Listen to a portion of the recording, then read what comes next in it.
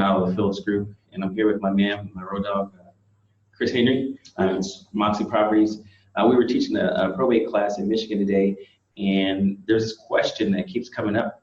We wanted to take some time to answer it for you guys. So Chris, what are we consistently hearing? The question we seem to get both from other real estate agents, but primarily from other personal representatives, is they say, can I handle a probate situation myself? Can I file paperwork? Can I go through this process myself?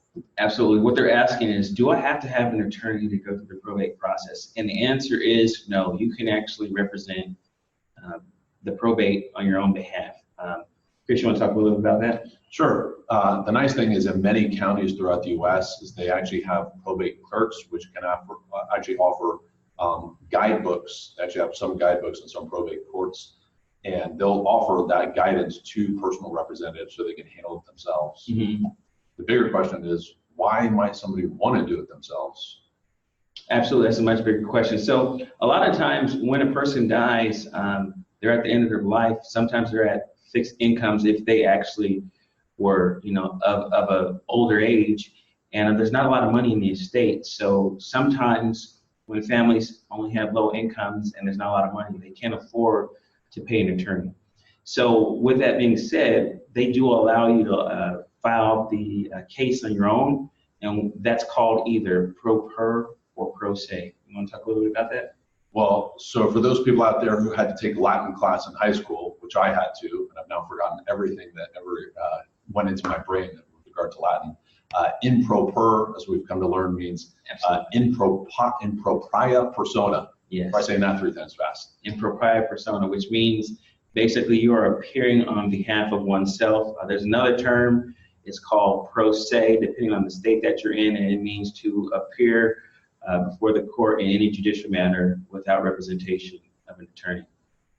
Yeah, so a person can file by themselves, they can represent themselves in the courtroom. The benefit, of course, is they're not having to hire an attorney during that process. I don't know, I think you've probably found the same thing. In many cases, most attorneys will actually defer their fee to the end of the probate case. Absolutely, and I think that's one other thing to deal with that's pretty important. So a lot of people think that if they're going to get an attorney, they have to come up with this large amount up front. That's actually a misunderstanding. An attorney is paid off of the total value of the estate once it distributes the funds. So generally, to get started with an attorney, you would pay him an upfront retainer, and then at the end of the process, once the property is sold and the funds are distributed, then the attorney will get paid. Yeah, so I think that's the biggest misconception is people hear, oh my God, I've got to hire an attorney. How much is that going to cost me? And so they fear actually even reaching out to an attorney to find out how much that might cost. Most attorneys will take a small retainer fee up front, and then obviously if there's equity in the estate, especially the real estate, they'll wait to the very end of the probate case and get paid through that final distribution at the very end. Absolutely. I think another important question to ask is, do you really want to take on that emotionally and kind of go through the learning curve? Because one of the things is that a court document has to be correct. If it's not, it's going to get kicked back. You're going to have to refile it with the correct information. So there's important things to learn. Also, one other thing to be aware of is that you can there's certain services, paralegal services, that will prepare the paperwork for you.